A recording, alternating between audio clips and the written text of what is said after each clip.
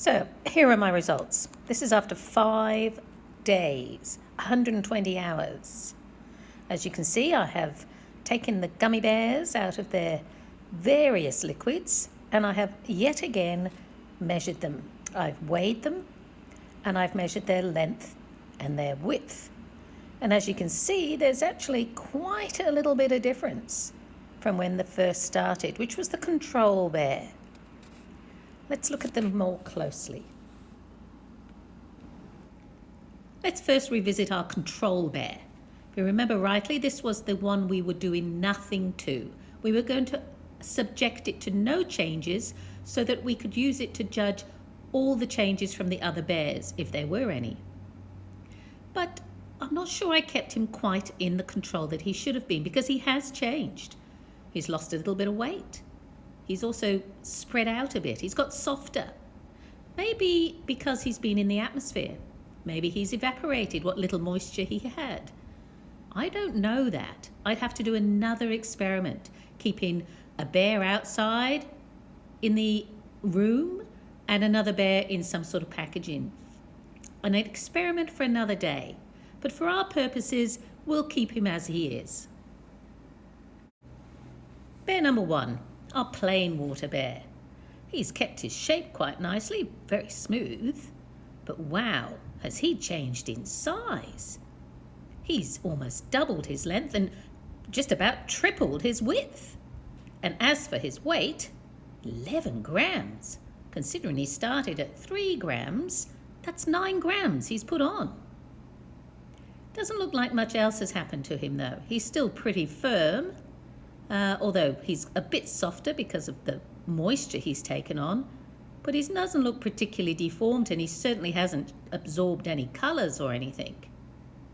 So a huge change in shape and size.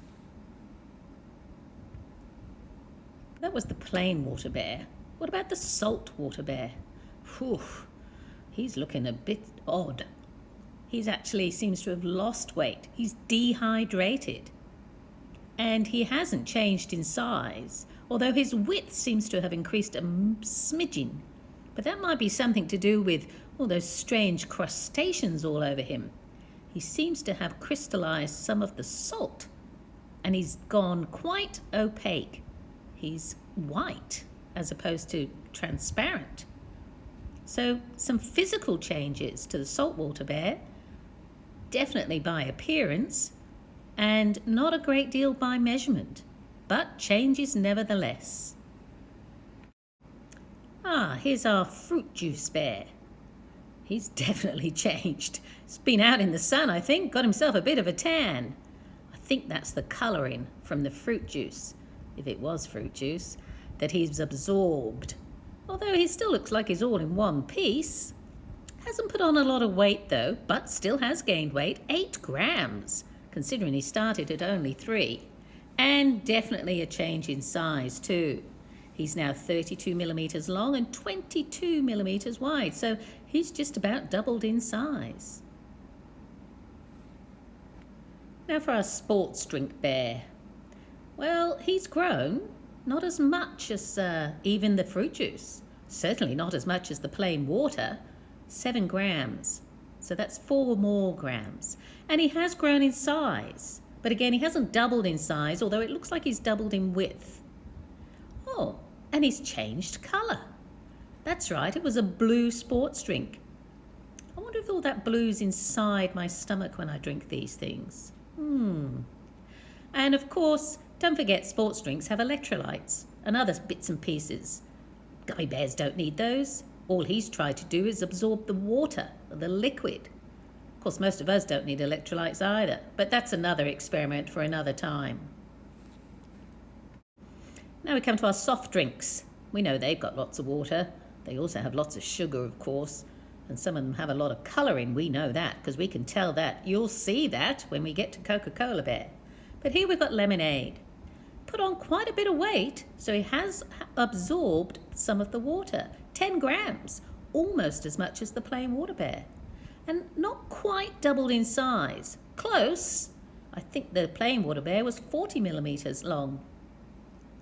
definitely has absorbed some of the water though.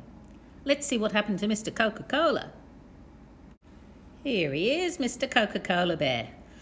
Not a pretty sight, but he has put on weight, 12 grams, pretty heavy, and 36 millimeters long, 25 wide. So he's actually grown a bit too. Hasn't grown quite as much in size as the plain water bear. Put on a little bit more weight though. I wonder if that is because of all that gunk all over him. I'd have to wipe it all off and weigh him again just to see if it is just the residue from the Coca-Cola. That could be another hypothesis I should try out another day. At the moment, I'm just looking to see who's absorbed the most liquid, because that's what we're trying to decide. I think I should note, though, that this poor bear is looking a bit sad. Seems to have lost an arm, and he's beginning to disintegrate and fall apart. I wonder why that is. Finally, our Milky Bear.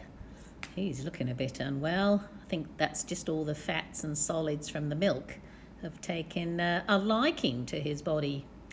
He's not increased his weight a great deal. He's doubled in size though, so he has absorbed some of the liquid, and he's not quite doubled in his length, and certainly with width he has, but not his length.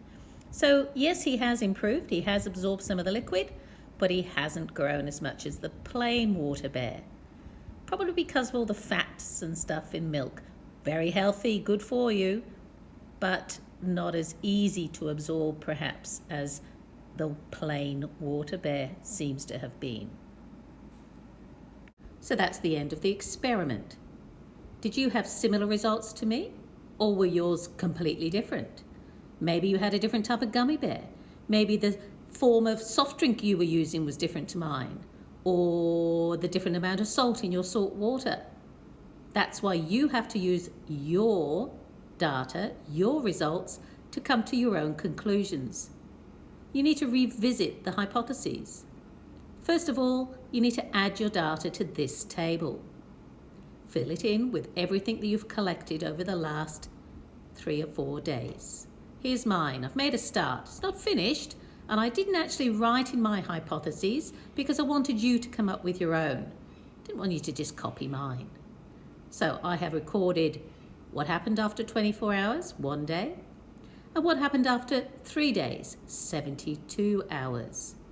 And in the very last box, I've got some final differences. Haven't finished writing up my results yet. I'll get round to that later. But this is what you have to now do. By looking at your final results, comparing it with your initial data, what you started with, your control if you like, and then look at your hypotheses. Your predictions, did they come true? Were you spot on? Were you way out? What does it tell you about the different liquids? Remember, these are gummy bears, but it's still about how much water something can absorb, how much liquid something can absorb. It's the water that we need in our diet. We like to flavour it, we like to make it a bit more exciting, but does that mean it is the best liquid for us when we're looking for something to hydrate ourselves? Have a look at your results. There's a seesaw post you now have to go to. Follow the instructions on each of the templates. There's a slide for you to complete. It's a template. You need to fill in things like your hypotheses. You can use these photographs, or if you haven't done your own experiment, or you use photographs of your own results, your own experiment. Remember, you need evidence, you need proof of what you have discovered. When you have added all your details and finished all the slides, the final slide is your conclusion. What would you tell someone, a young person your age, was the best liquid to drink if you were trying to rehydrate yourself, or just stay hydrated? Doesn't mean we can't have the others. It just means that one might be better than the other. What do you think? What does your evidence show you? That's why we did the experiment. Evidence, proof.